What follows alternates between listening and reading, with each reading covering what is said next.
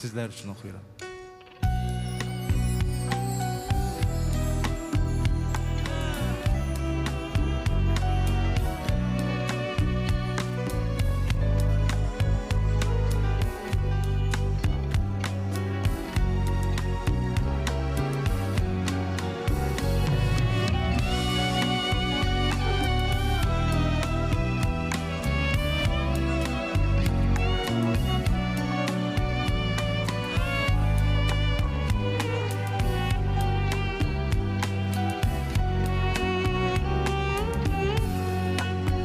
İnanmıram sevgimiz bir bade şarapmış, məhəbbətsiz öten her gün inan azabmış. Yollarımız çetin ki hardasa qovuşan bu dünyamız gülməkdən əmədi qoşan.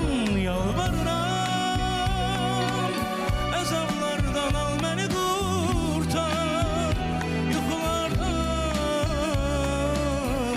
əlimdən tut özünlə yapar.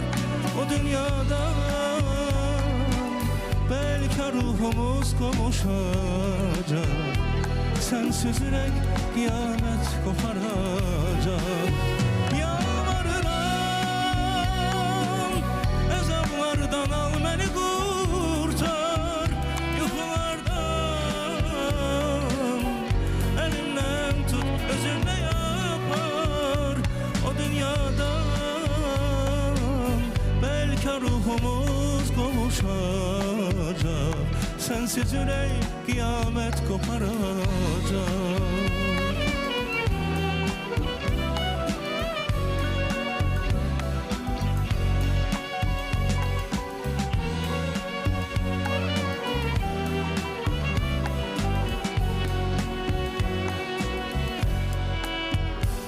Darxıram dünyam sensiz gürbet olarmış.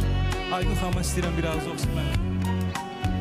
Göylərimiz qəmlə dolarmış, yağış yağar bəlkə qəmi kədəri yuyar. Bu dünyamız ayrılıqdan əbədi doyar. Yalvarıram əzablardan al məni qurtar. Ulardan elimden tut özünle yapar. O dünyada belki ruhumuz kavuşacak, sensiz hayat kıyamet koparacak. Yalvarıram azaplardan al beni kurtar, yuxulardan elimden tut özünle yapar. O dünyadan belki ruhumuz kavuşacak,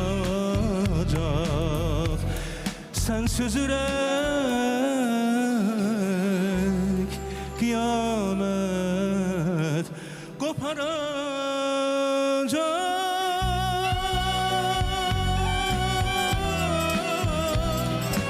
Sağ ol Aygün xanım, var olun bu güzel mahnı için. Allah razı olsun.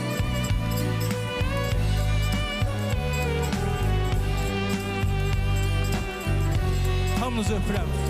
Hoş gelmişsiniz. Aziz dostlarım buradadır. Var olasınız.